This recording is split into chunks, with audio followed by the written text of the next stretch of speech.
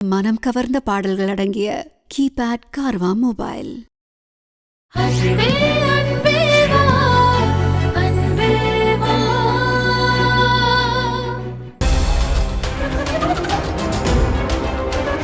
பிச்சு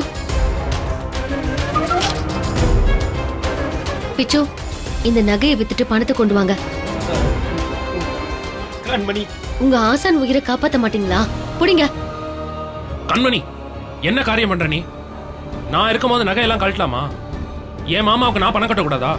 இன்னைக்கு கட்டுவீங்க, நாளைக்கு அதையும் சந்தேகமா பேசுவீங்க. நான் ஏற்கனவே அனுபவப்பட்டாச்சு. ஐயோ, திரும்ப திரும்ப பழசையே பேசி ஏன் காயப்படுத்துற? வேணும்னா மன்னிப்பு கேட்டு உன் கால்ல விழ. என்ன பண்றீங்க கணேசன்? வேற என்ன செய்ய சொல்ற?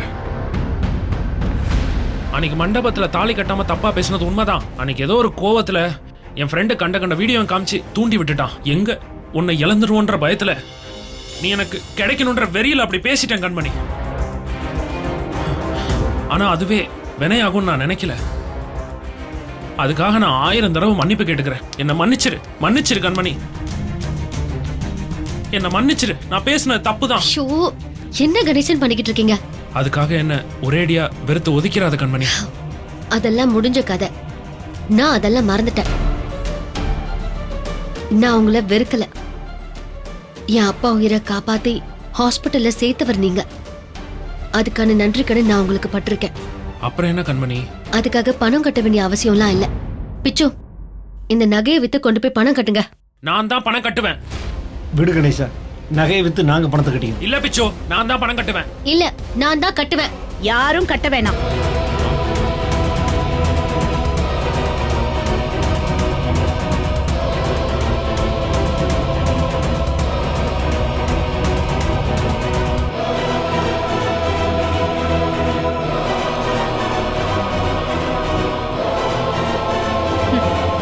கட்ட வேண்டிய பணத்தை இப்பதான் நான் ரிசப்ஷன்ல கட்டிட்டு வந்திருக்கேன். என்ன அப்படி கூப்பிட்டதுக்கு ரொம்ப நன்றிமா. ஞாபகம் இருக்குல்ல?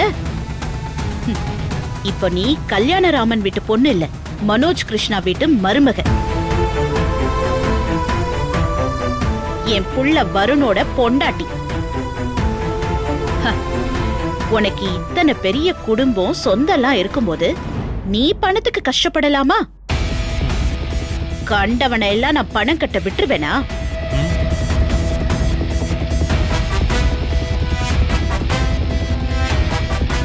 ஏமா இப்படி பண்ண? அந்த நகையை போட்டுக்கோ. இல்ல அது வந்து உன் மாமியார் சொல்ற. முதல்ல நகையை போடு, அப்புறம் அடுத்த வார்த்தையை பேசு. அவங்க சொல்றதுதான் சரி. முதல்ல நகையெல்லாம் போடு. புது பொண்ணு நீ கொடு. போடு. என்ன எக்ஸ் மாப்பிள, பேக்ல எவ்வளவு பணம் வச்சிருக்கீங்க? ஏன், அது ஒரு 2 லட்சம் இருக்கும். வட்டிக்கு வாங்கின பணமா? ஆமா. கொண்டு போய் திருப்பி கொடுத்துருங்க. காய்கறி கடை பிசினஸ உருப்படியா போய் பாருங்க. என் சம்பந்திய, என் மருமகளை எப்படி பாத்துக்கிறதுன்னு எனக்கு தெரியும். சும்மா வெட்டி விட்ட சம்பந்தத்தை மறுபடியும் ஒட்ட வைக்கலான்னு அங்க இங்க அலைஞ்சுகிட்டு இருந்தீங்க. வாளை ஒட்ட நறுக்கிடுவேன். ஐயோ அத்தை, அவரை திட்டாதீங்க. அவர் தான் அப்பாவை கொண்டு வந்து ஹாஸ்பிட்டல்ல கரெக்ட் டைம்க்கு சேர்த்திருக்காரு. யாரும் அப்பாவும்? இவரா? மேடையில உன் கல்யாணத்தப்போ உன் அப்பா இருக்க கூடாதுன்னு சொன்ன பெரிய மனுஷனே இவர்தான். இவர் பேசுனதை கேட்டு உன் அப்பாவுக்கு மேடையிலே நெஞ்சு வலி வராம இருந்ததுதான் ஆச்சரியமா இருந்தது. நான் தான் அதுக்கு மன்னிப்பு கேட்டேன்ல. இத பாரு, உன்னை இப்ப நான் பலார்னு அரைஞ்சிட்டு மன்னிப்பு கேட்டா மன்னிச்சிருவியா? அத மறந்துருவியா?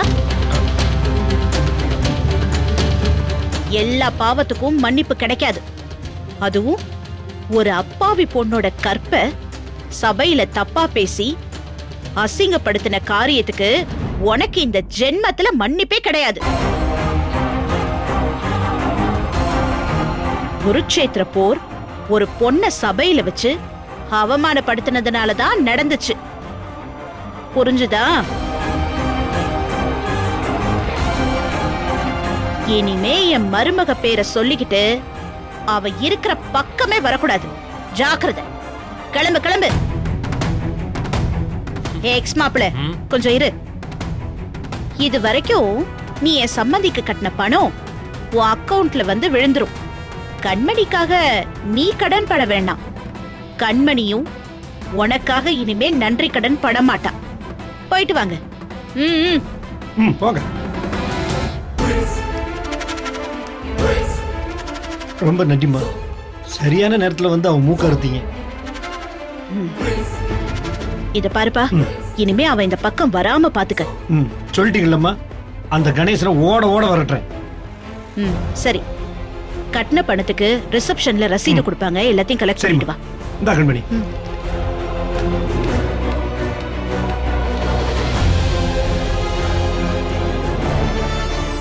அப்புறம் மருமகளே, உனக்காக நான் வேற என்ன செய்யணும்? அத்தை, அவர் வந்தாரு. நான் அப்பாவுக்கு இப்படி ஆயிடுச்சுங்கிற கோவத்துல இப்ப நீ எதுவும் பேச வேணாம். உங்க அப்பாவோட ஆபரேஷன் நல்லபடியா முடியட்டும், அப்புறம் பேசிக்கலாம். ஆனா என் புள்ள உன் அப்பா கிட்ட அப்படி நடந்துகிட்டதுக்காக நான் உன்கிட்ட மன்னிப்பு கேட்டுக்கிறேன். ஏதோ கோபத்துல அப்படி நடந்துக்கிட்டான். போக போக எல்லாம் சரியாயிடும். உன்னை தப்பா பேசினா அந்த கணேசனை மன்னிச்ச மாதிரி ஏதோ கோவத்துல உன் அப்பா கிட்ட முரட்டுத்தனமா நடந்த வருணையும் மன்னிச்சிடுமா?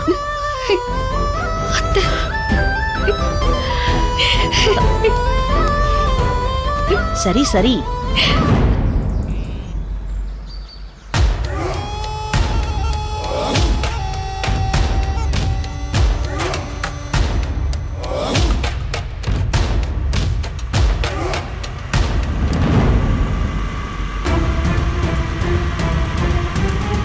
வசுகி, அங்க பாரு, கணேசன் டென்ஷனா வரான். ஹாஸ்பிட்டல்ல ஏதோ பிரச்சனை ஆயிருக்கும்னு நினைக்கிறேன்.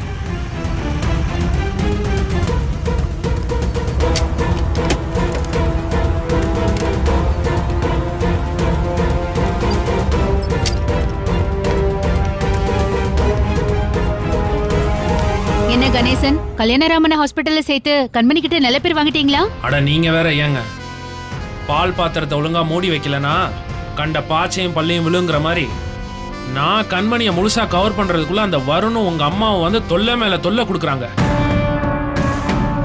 வருண் வந்தானா?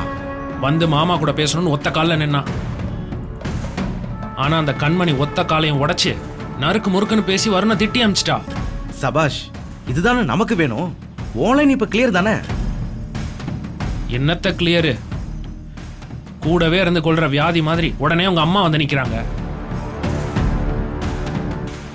மாமா ஆபரேஷனுக்கு பணம் கட்டுறதுக்கு நான் என் நகையை கொடுத்து கண்மணியை கரெக்ட் பண்ணலாம் ட்ரை பண்ணா, அதுக்குள்ள உங்க அம்மா வந்து அவங்க பணத்தை கொடுத்து நீ என் மருமக, இது நம்ம குடும்ப நகை, இதெல்லாம் அடகு வைக்கிறது தப்புமா, ஏன் கண்டவங்கிட்டே வாங்குறேன்னு சொல்லி என் பணத்தை ரிட்டர்ன் பண்றேன்னு சொல்லிட்டாங்க.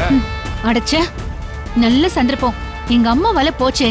எனக்கு நெஞ்செல்லாம் பகபகன்னு எரியுதுங்க.